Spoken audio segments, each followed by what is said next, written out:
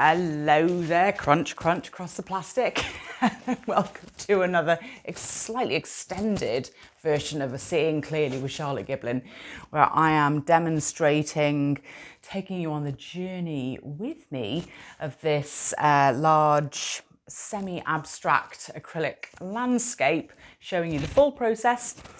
Start to finish, to give you some encouragement and some ideas for new techniques, maybe helping you to feel a little bit more brave with having a play and not worrying about any mistakes that you might be making. You can always cover them up. Just having a little bit more curiosity and understanding why it is that you are wanting to paint and create. And sometimes we don't even know why, but we just feel driven to do it because it gives us a great deal of pleasure, and that is fantastic. And today I just came down to the studio and it's like, yeah, I'm not even going to think about the painting too much. I'm going to do some stuff. And there is such a lot of importance put on the thinking process. I'm a thinker. Really, really, Charlotte. I've always been a thinker, and I regard that as a very positive point. I never think being called over-analytical a slur. I think it's a great asset, being able to wanting to think about things and really delve into the why and the behind the curtain aspect of why we do what we do. But there does absolutely come a point where the only way to progress is to take your imagined actions and create them in the real 3D world and actually do things. And this is, painting is a great example of that, when you can really sort of get hand-wringing about an aspect of a painting and worrying about, suddenly it becomes like a really big thing. You're worrying about making marks, making mistakes, and just have a play. Have a play. And that is the stage that I'm at today. Definitely want to add in a little bit of lightness and some layering through there, and I'm feeling like I just want to put in some oranges and some pinks. Well, you know, I put on a pink top this morning, so I'm clearly feeling some pink. And sometimes you don't need any more reason than that to want to play with colour.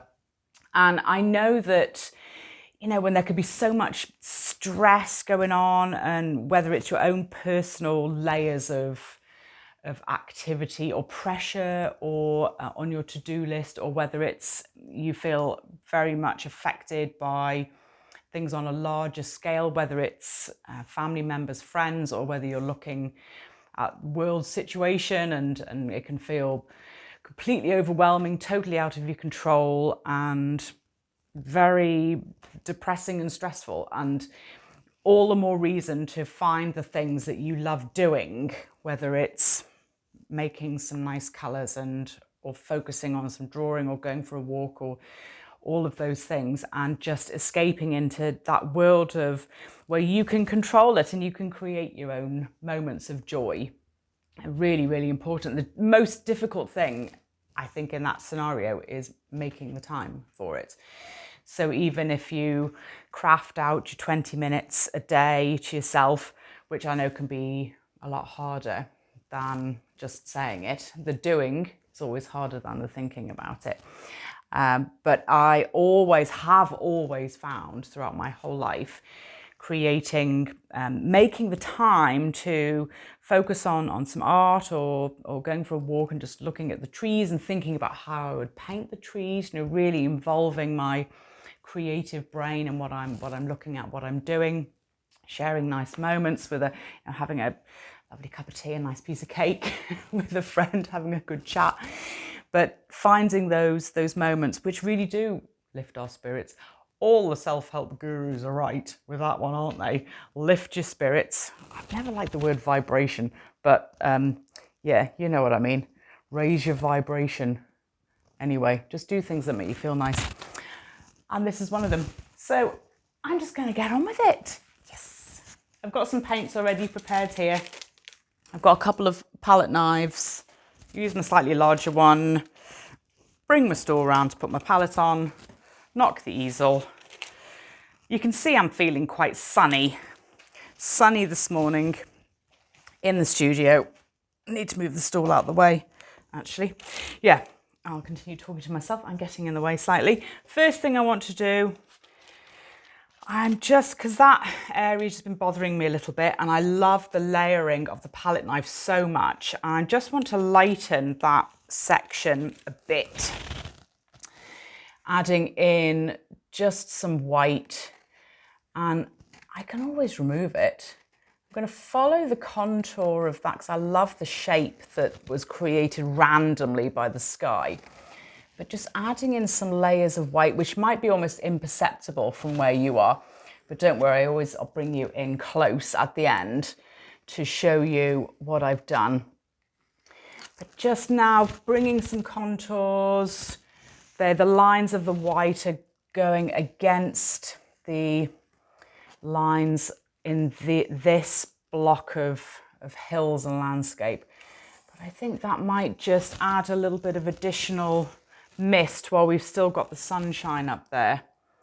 That feels just instantly better, you know, when I've been thinking about those things. And when I've got some pure white, I'm just going to add a little bit more back into this mountainside. And you can hear the scratching of the palette knife, which is against all of the lumps and bumps in the paint from yesterday. And I love that with palette knife, that you can have the tiniest undulations in the surface of the painting, and the next layer, even with quite a small amount of paint on your knife, will catch on those almost imperceptible lumps and bumps and get really, really interesting results. So just bringing a little bit more brightness up through here. I talk in all of my tutorial videos and any of my courses, I'd always harping on about the conversation between light and dark, and that is so important in painting. It's that kind of push and pull between getting the brightness and then adding in the shadows, which will make a shape really pop out. So just putting a little bit of the pure white over this mountain form.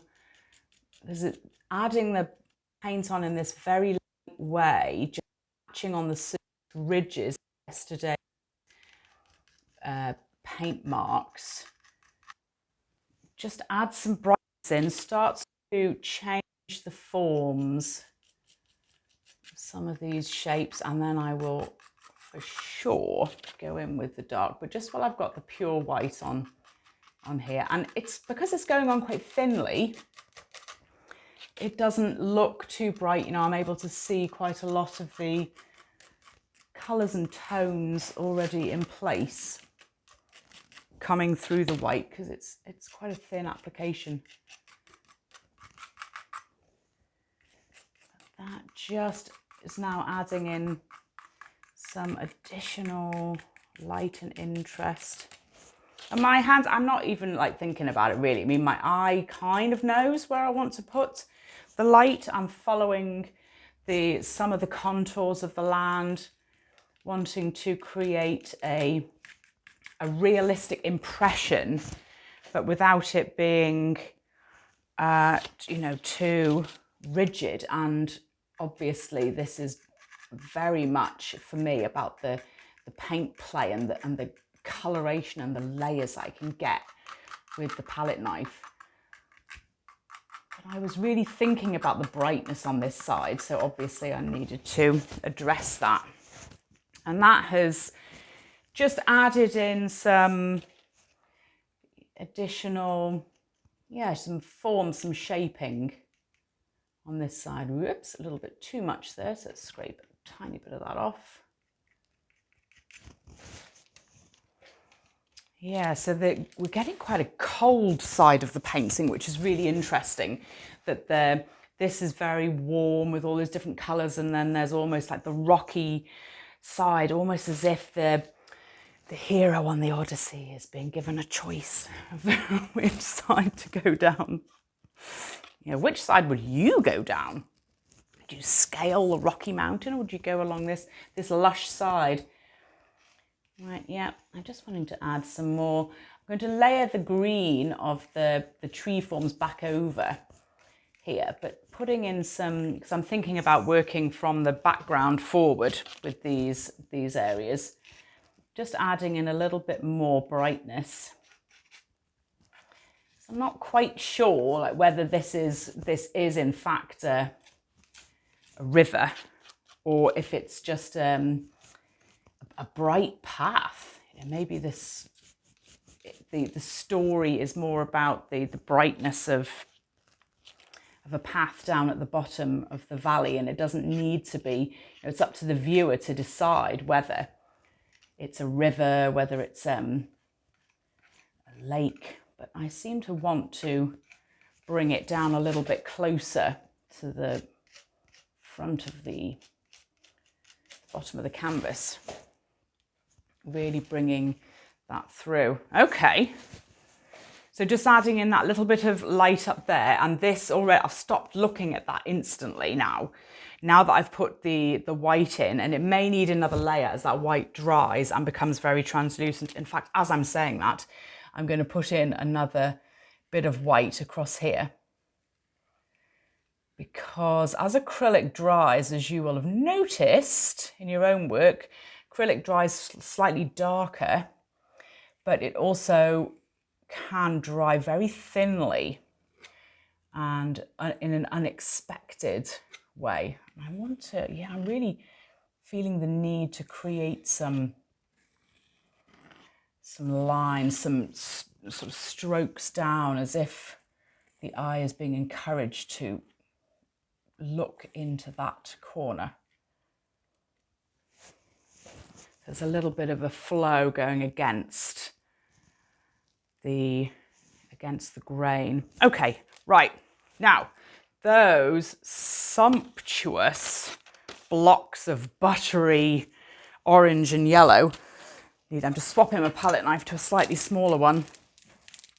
I absolutely love those, and they were in the layer, the very first layer that I did with the random abstract splashes in the very, very first layer.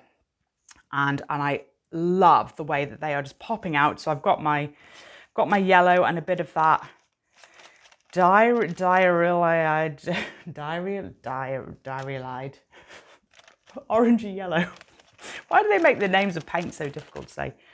Right, so I'll just mix up a bit of yellow and that orangey yellow, and I just feel compelled to add some of it in, just bringing some of that brightness. And it doesn't really need to make that much sense in the story, other than adding colour and layering, and maybe that's enough. And I'm going to start splitting up some of those gorgeous random blown areas of paint, but by putting a layer of the orange yellow over the top, it will give a very different look to those blocks of whatever those tree forms, or they're almost animalistic, aren't they? Like they're dragons or something's going on over there. But I'm feeling orangey yellow today. So let's just go with it. So I'm still following the flow of the landscape with the marks, and allowing the paint to adhere relatively randomly, because of the way that the canvas is a little bit wrinkled, and because of the way that I'm pulling the palette knife across the other blobs of paint. Let's just scratch some different shapes through there. Maybe there's something really bright down in that corner. Let's get some yellow and white. Bring a little bit of sunshine back through here. I'm still thinking all the time about the light source being up in the middle and how that would affect some of these shapes and contours. Oh, that's nice. I like that bright lemon yellow. I'm just adding white now into my yellow pile. Let's get a little bit more sunshine just across here. If you're wondering about using a palette knife, if you've never used one before, I do have a bunch of videos. I think there's one on my YouTube channel where I'm just talking about how to use the palette knife. And in all of my online courses on my website, the first video in every course is always free. So there's 20 to 30 minutes of me showing how I'm starting a landscape painting. They're usually a little bit more realistic than this, but I'm using palette knife and brush in combination. So you can see, and I talk far more detail about how I'm mixing the paints, and I show the palette as I'm doing it. So if that's something that you're interested in, I've got loads of free material that you can lap up and do with it what you can. Hopefully you'll feel inspired in some way to keep going with your own practice, try new things. And the fact that I'm talking while I'm doing this, and for some people it might be a real distraction in a negative way, but having run art classes for quite a long time, I've got quite used to this, the talking and the describing that is, but I actually find it quite helpful. It's a way of distracting myself from overthinking or questioning what I'm doing. And I think I've said in one of these videos before, if I wasn't filming, I would have music on and I would be singing along or having a little dance around, but it would be very difficult for you to hear me. So put some music on, they say. Well, yeah, exactly. All right, just adding in some brightness again through there.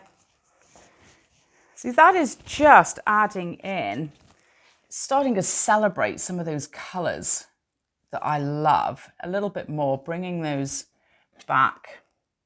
I don't have to just stick with what was there randomly at the start. Just although I'm starting to get a little bit patterned, aren't I? The eagle-eyed viewer will know that I talk about that a lot. You've got to be really careful that your hand and your eye don't automatically want to just recreate, your muscle memory wants to recreate a pattern. And you need to deliberately break those up. But I really like that. That swoop of orange, now that warm orangey yellow, to the extent that I need some on this side, just there. Let's get a bit of yellow there. Maybe the sun is coming down here as well. Yeah.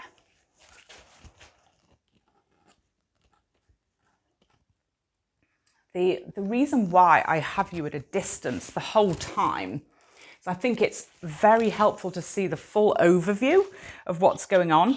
And hopefully, while you're watching, you would have very different ideas about what you would do with this painting.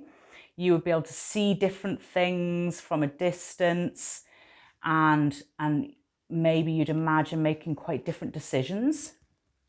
And that's really, really good. Any kind of observation that you can do of other people's work, or just looking at landscapes and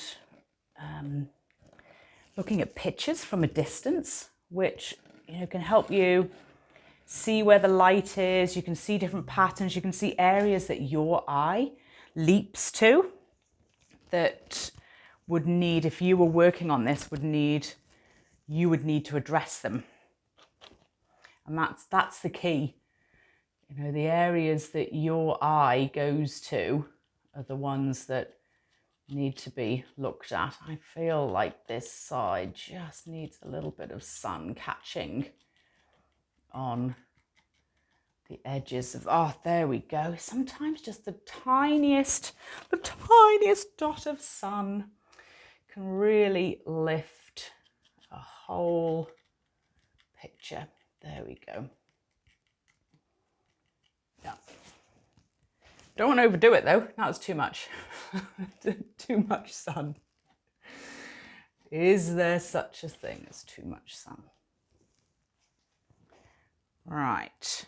Now it's starting to come together in my mind, which is all that matters when it's my painting.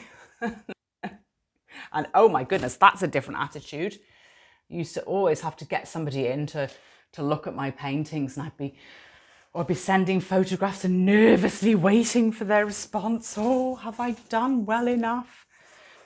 Does it look good? Someone else's eye. You know that pattern thing I was talking about? Look how my 3 blocks of yellow are now almost equidistant stripes, which is exactly what I don't want, because my eye will now every single time go to that, leap to those parallel lines of yellow. My brain will be trying to work out what's going on if they're that rigid.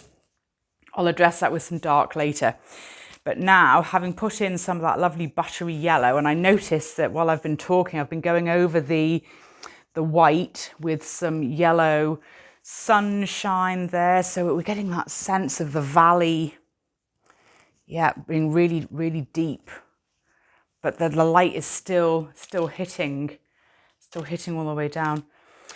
Oh, so many life analogies coming out in the painting. Oh, I feel like there's some yellow and white needed over here. Again, just catching on some of that far away landscape, but not too much. All right. Now, yes, haven't even gone into my Prolly Orange yet, which is my favourite paint colour of all time, along with, I suppose, the Quin Magenta. Yep, the two of them together are an absolute dream. That is going to make a bold, bright, fiery statement. And people will say, I wonder why there's bright orange in the landscape. And I say, well, because I like the colour. That's why. That's why. That does remind me, I have had plenty of comments over the years when I've taken my work to different galleries or had people come into the studio saying things like, "Ooh, it's very, very bright, isn't it? Very bright." I say, yeah, it is. It is very bright. I love colour. Feel free to move on and buy somebody's work which is in soft tones. There's nothing wrong with that. I have nothing against soft tones in somebody else's work, but I try and work in soft tones.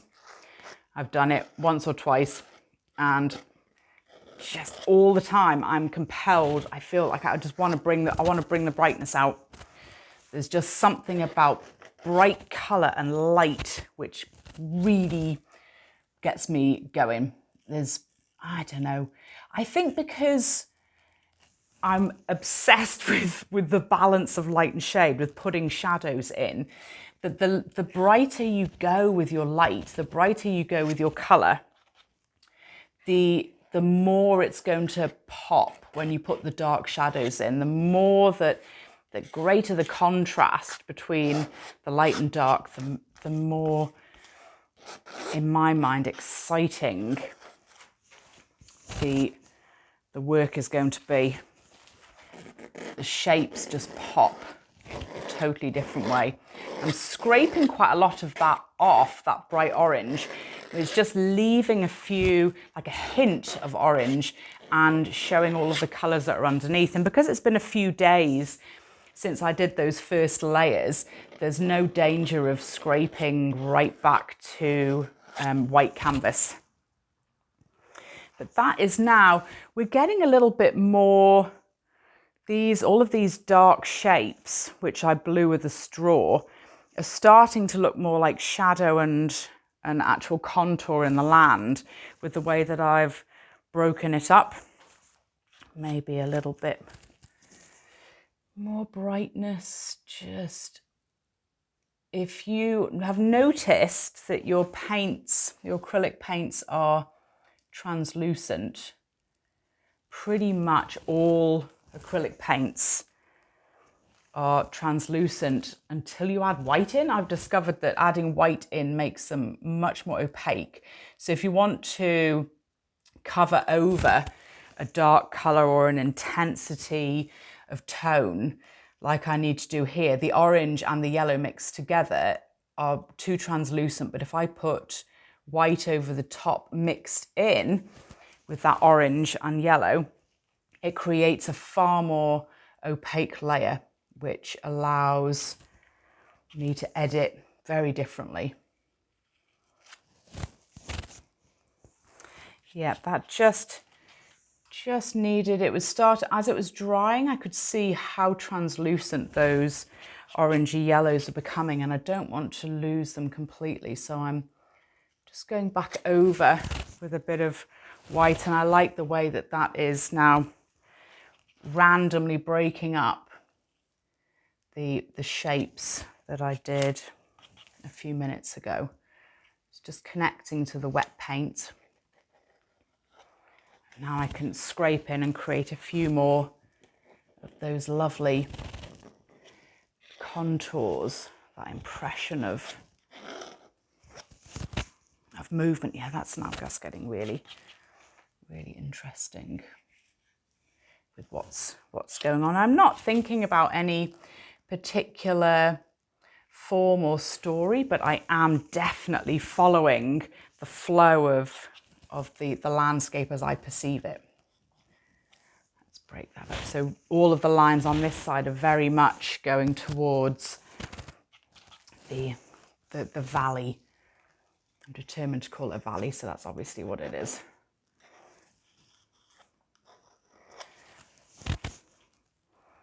Yeah, so some interesting little pockets of light in between all of the dark shapes.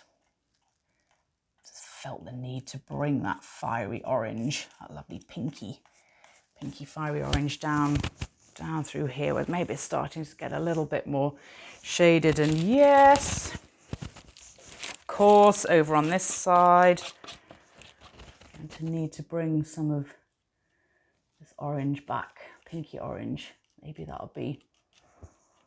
will feel more appropriate than some of the yellow. Oh yeah, and it does. Definitely, it brings the sunshine to this side, but it's not quite so bright and breezy as it is on the left of the painting. And now I'm deliberately creating marks that go against my natural instinct for pattern making. That is really, really helping.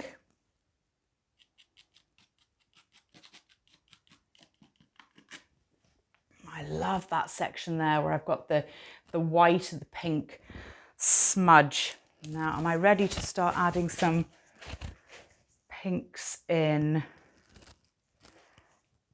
Yeah, I mean, the work on this side, standing back and looking at it, I mean, that is relatively subtle, actually, at the moment, but it's added in those extra layers of tone because I don't want to completely overwork and remove some of the magic of the random marks, but I did want to guide the light in a different way.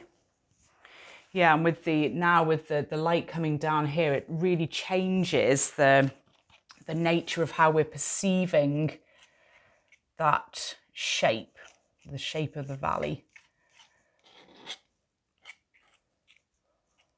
So maybe the sun is catching on these darker areas.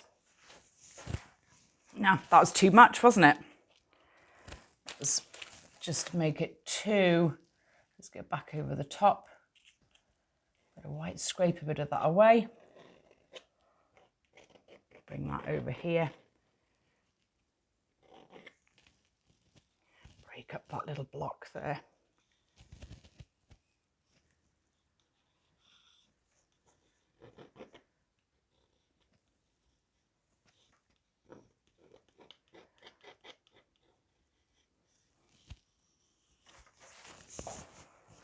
Knowing that at any stage I can change my mind, I can keep making alterations. Right, now I'm definitely going to bring some more pink in. I've got a good block of the magenta and that orange. When they're mixed together, oh gosh, they make the most delicious paint. I always say if you want to take a spoon and eat your painting, you're onto a winner. I'm often like that with the colours that come out, and it just the most incredible rich magenta. And if I add in, well, it'll look very red, I think, on the camera, but it has a very pinky quality to it. And as soon as white is added in there, the pink really sings. So adding in just some, so just scratch back into that. Just some blocks of that colour. Because it helps to just balance out this side of the painting with a little bit more weight of shading. I'm not quite sure where I'll end the painting there, because the board ends there, but I like having a white edge, so I might paint the sides white, bring it in a little bit. Now I'm going to bring some of that fiery pinky orange over on this side as well. Let's go underneath some of these tree shapes, as if there's some shadow here in the landscape, just because.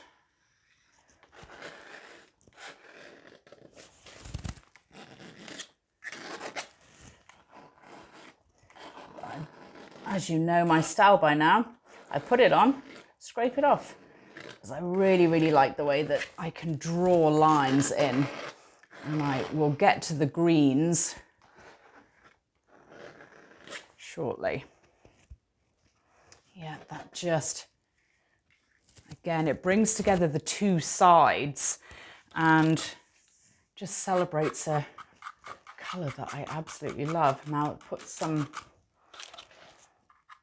of this mix through here.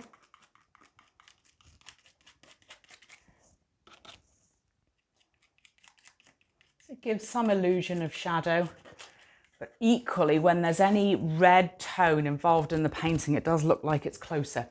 So be aware of that when you're putting bright reds or anything with a red tone. It sort of pops out of the painting, creates an optical illusion.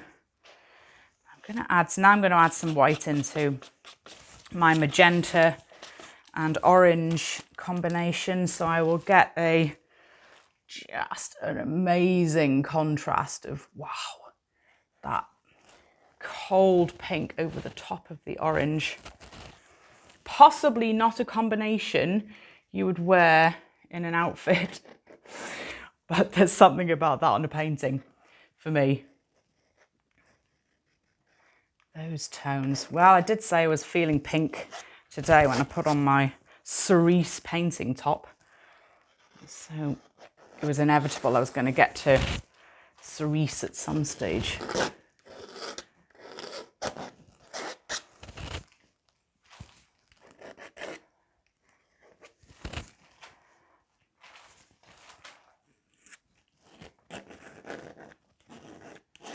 There's a coolness in that pink, which will create a different shaded sort of look to the in contrast to the heat of the orange.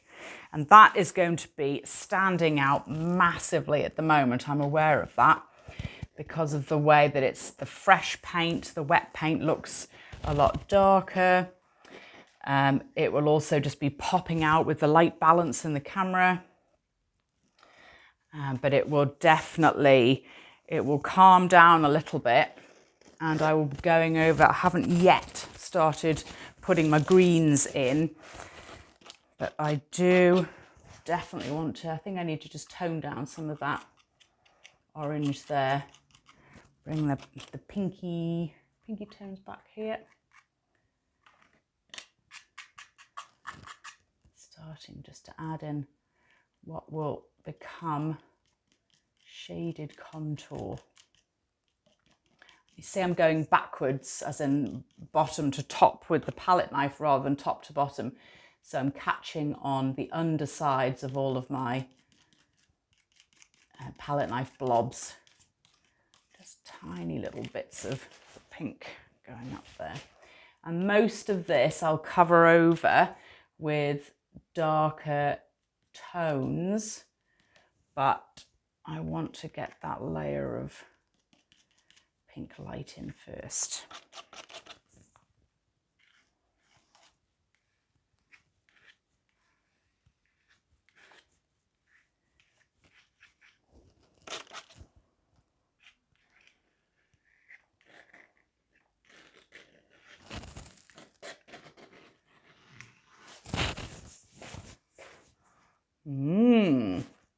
Right.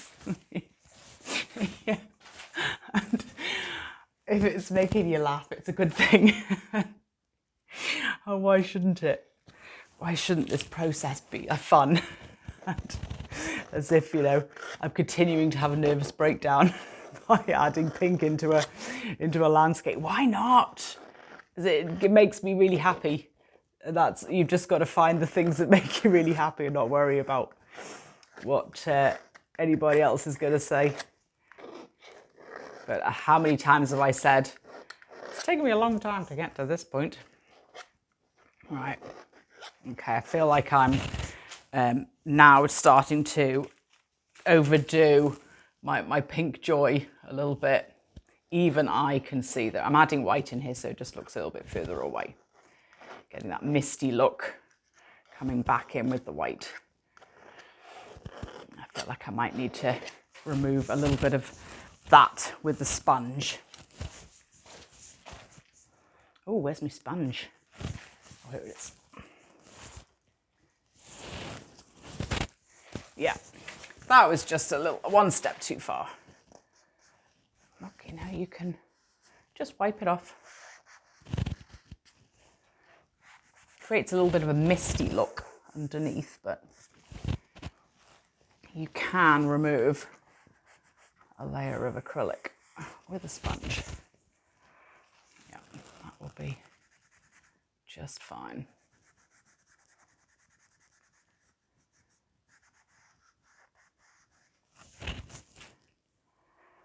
Right, how are we doing with this? I'm just looking at it through your lens. Just to see, yeah. Okay, well, I'm going to keep going.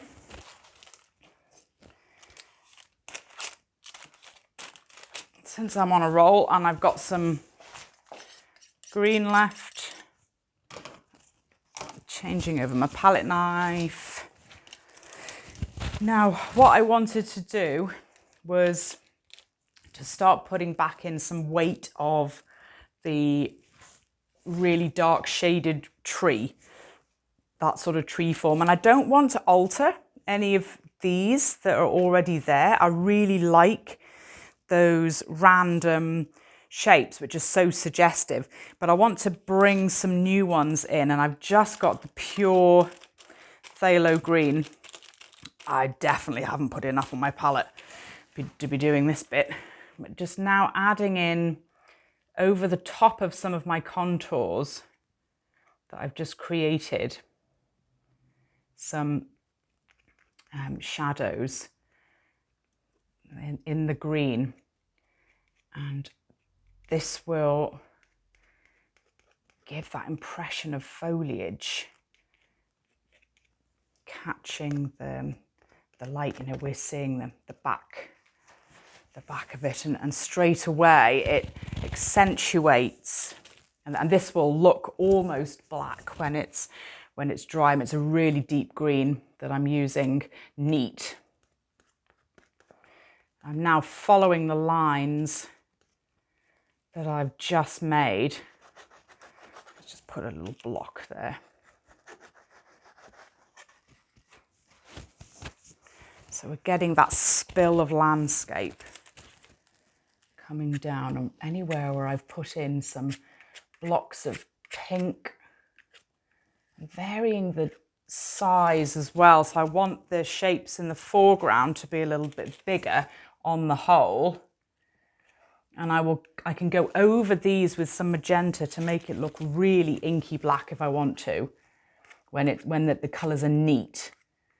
You get the most amazing deep tone that will give the impression of black without, I never ever use, actually no, I have occasionally used neat black paint, but you can mix your own, and I'm famous in my classes for banning black paint. So you can mix your own from primary colours and have control over the tone in a completely different way. And I don't like the coldness of black when it's just out of a jar. I need to break up that line because it's right on the edge of the fold. I could see a lot of paint starting to gather on the fold, so I just need to break that up.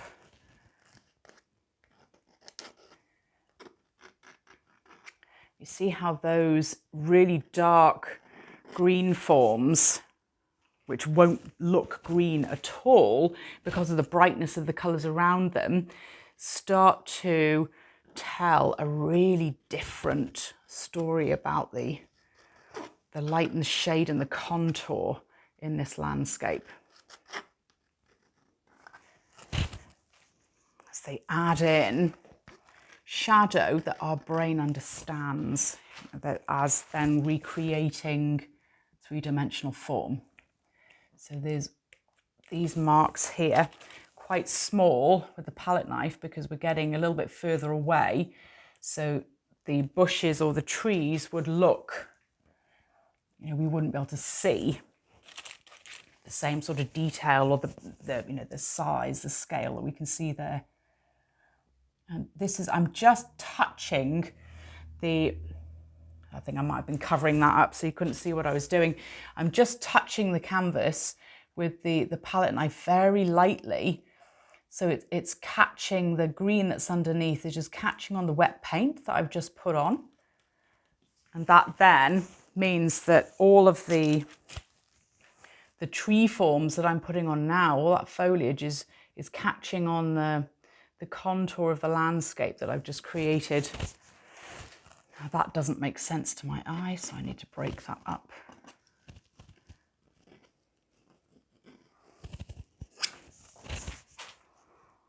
But there's definitely something going on here with all of those sprayed, blown, they weren't sprayed, were they? They're blown, those blown marks, which is quite intriguing. Doesn't necessarily make sense, but it allows your imagination then to wonder, like, what on earth is going on in that bit.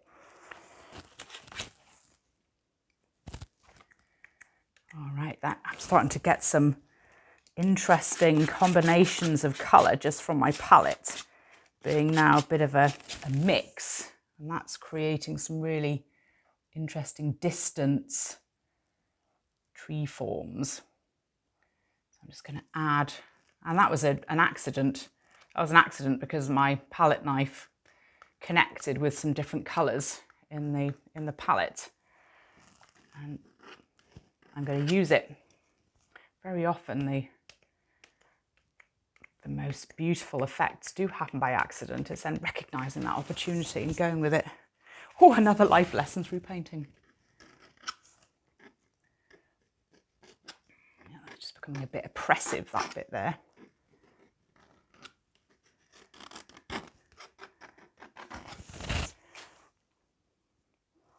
Yeah, so I'm starting to get my regular ski sort of slope shapes there, so break that up. Just becoming too much of a geometrical pattern happening. Right, over onto this side, and I need some more green. So hold the line, please, Caller, while I squeeze out some more phthalo green. That's probably the colour that I go through the most, actually, other than white, of course. Now, stepping back, having a look. Yeah, let's add in some, I've got some more of this pure green, first of all, just to go back over this area where I had introduced more white. So putting the trees back in over the top. That's just mixing now with the yellow and the pinky orange tones that I had there. Now that is, now we're getting some real sense of a valley. Get some darker shapes here. Let's break up that brightness.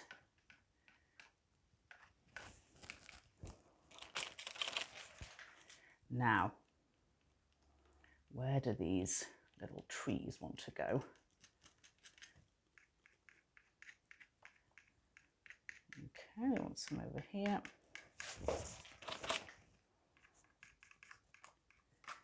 All along the base of this shape, it seems.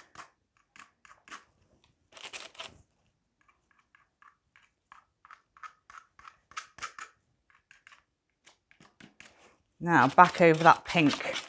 Starting to run out of colour again on my palette, but I know that pink is still wet. So if I add in a bit of the green, I'm essentially mixing in onto the canvas, which I don't have enough hands to hold, so it's going to be moving about a bit. And this is now, I'm putting the shadow back in.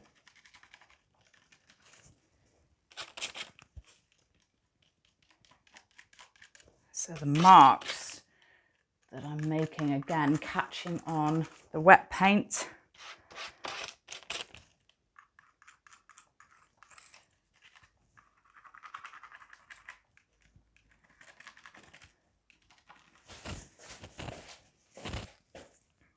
And that is definitely starting to create very different, deep shadow through here.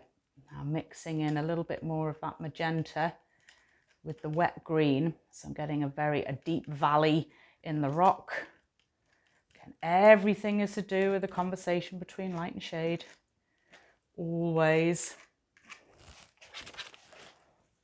Up through here. Some deep valley.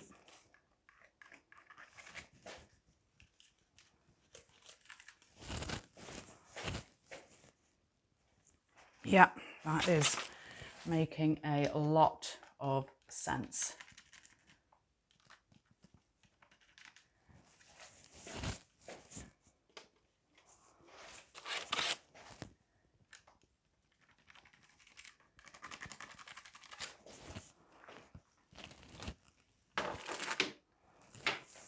Right. So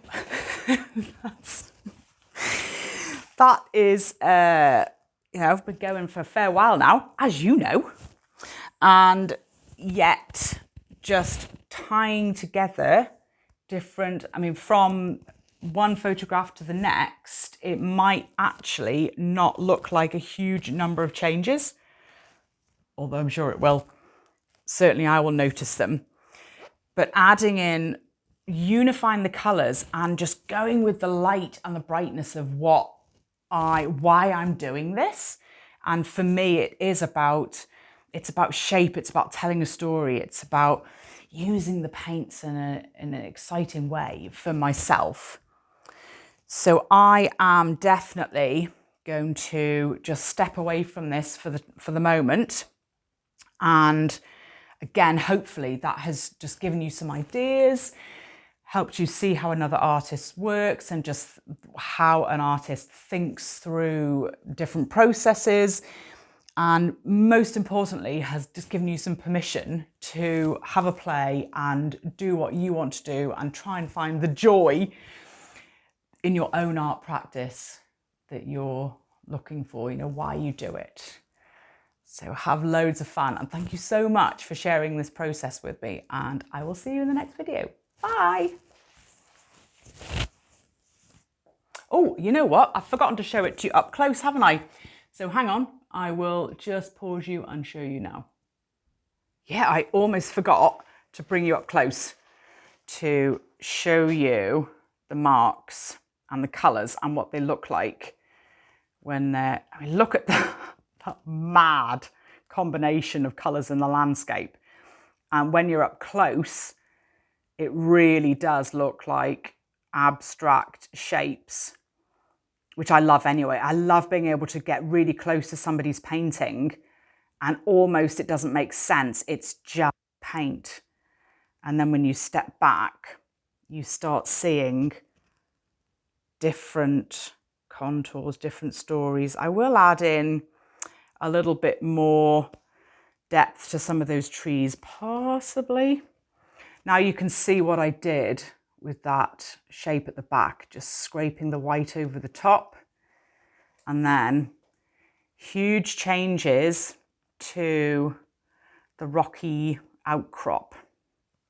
And that may need a little bit more work, I think, with some white over the top, scraping some shape of rock back in the same way that I did right up at the top there.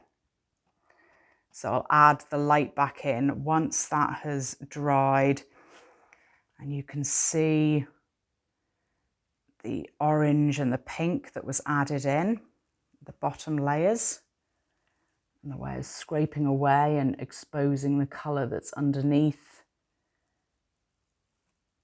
And there's definitely some movement now happening through that central area. So, looks very different close up, doesn't it? And this is telling a really interesting story now.